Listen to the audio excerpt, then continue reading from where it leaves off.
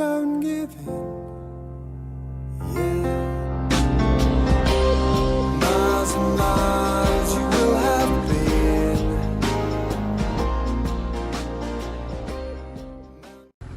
Well, hello everybody, it's Suffolk Andy here in my favourite little church bookstore and bric-a-brac. Just had a little look and had a little vape and sat here and admired the church. What a beautiful spot, eh? A beautiful spot. Well, I could either go to Hindlesham or Hadleigh. I think I'm going to go to Hadleigh for a change. I've actually got my sat-nav on today, trying it out. I haven't had it on a bike for bloody ages. Put some new cables in, so just seeing if it works really. And it works, of course.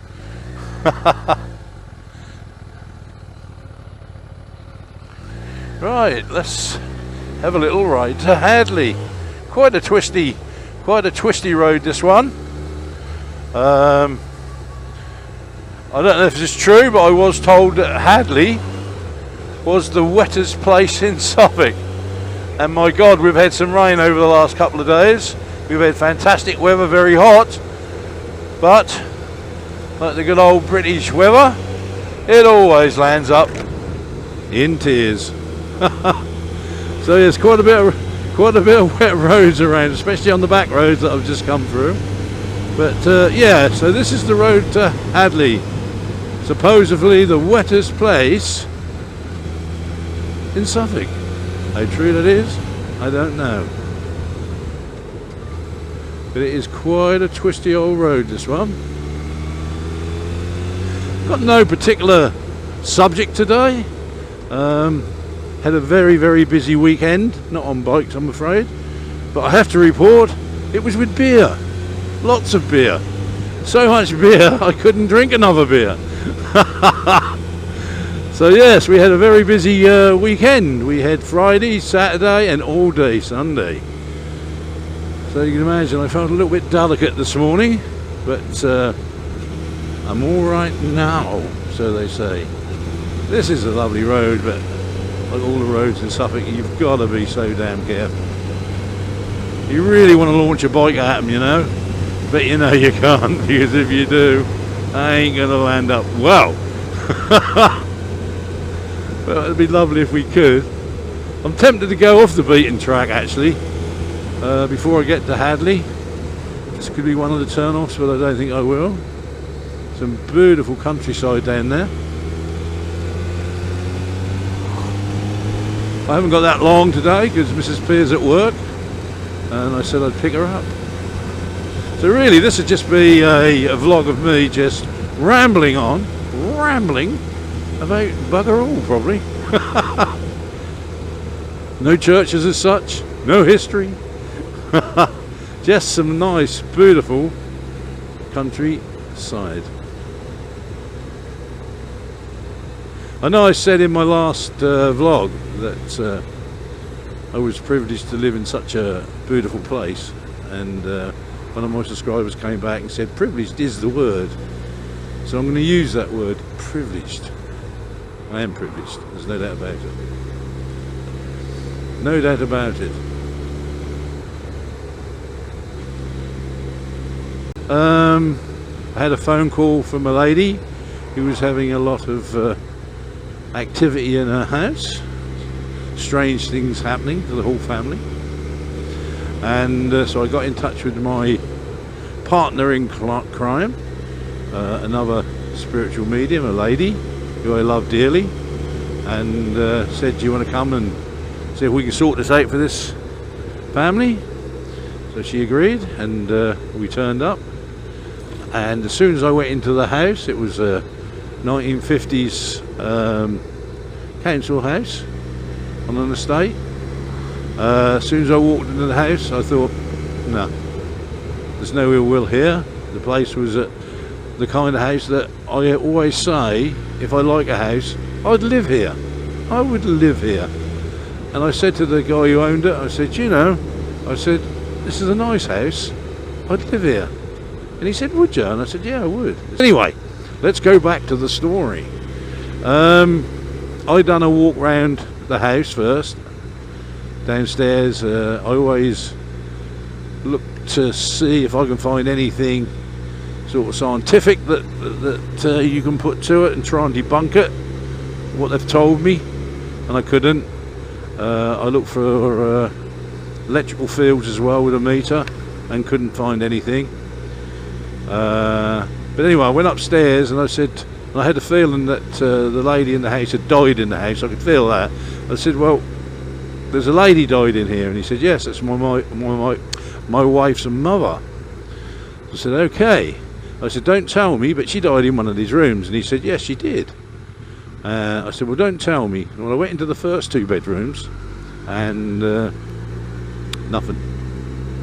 As soon as I walked into the 3rd bedroom, it was like it was charged. You could feel it straight away. There was a presence of energy there.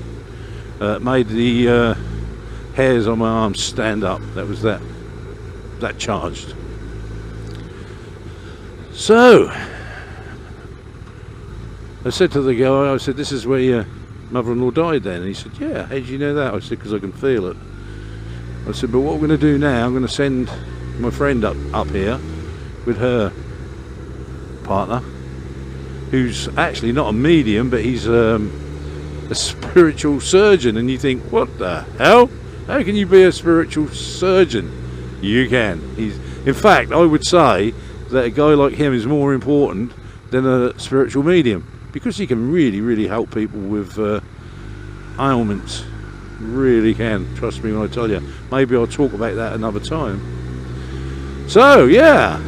So my good friend Tracy went up and she walked around with Steve, and they came back and she said the same bedroom that I'd picked out, she'd picked it out. She said, yes, I can feel it. She said, in fact, I could actually feel her standing in the corner of the room. I said, my God. I said, I could feel her. I said, I didn't know where she was. She said, no, she's up there now. So anyway, so I went up there with a recorder and I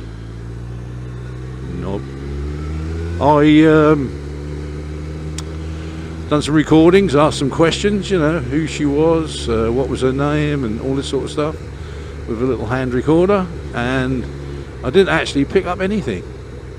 And I'd done the same in the living room, and never picked up anything. But Tracy, my friend, she said that she was in the house too much. You know, she doesn't need to be there that much. You know, the family were happy for her to come and go, but we felt that she needed to know that she needed not to be there quite so much. And so we done a little prayer, and you could feel the presence of everything. And the house was lovely. You could feel a real good feeling in the house, and the family were absolutely fantastically happy. Right, this is for my American friends. This is a game of cricket. There you go, look at that. This is English cricket, which is played all over the country on all the village greens and cricket pitches and stuff like that. Here we go, he's going to bowl again. Ooh. Oh, what that was, the ball hit his leg and they called for leg before wicket. Now if his leg would have been in the way and it hit his leg after the bat, he probably would have been given out. But the ref said no. So there you go. I bet there'll be somebody who will tell me I'm doing that wrong, because I'm not really a cricketer. But anyway, yeah. It's a great game. So this is really part of Britain, really, you know. This is what it's all about. This is what we're losing at the moment, all this sort of stuff. We're losing it very badly, but that's all I'm going to say. Old graveyard up there. I've got a story about that one as well. I had to do a search in there for a grave once of a little girl. about 5 years ago,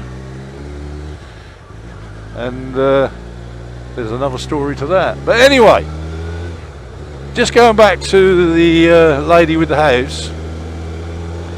She texted me later on in the day and said thank you very much, that was absolutely fantastic. You know, she's happy for her mum to be there, she's happy what we done, we put her mind at rest, so she knows exactly what's going on in her house, and she knows it's all love and light. So there you go, a little bit of what Suffolk Andy does now and then. So with that and this beautiful countryside, look at that, look at that. All right, safe, love each other. Suffolk Happy Andy.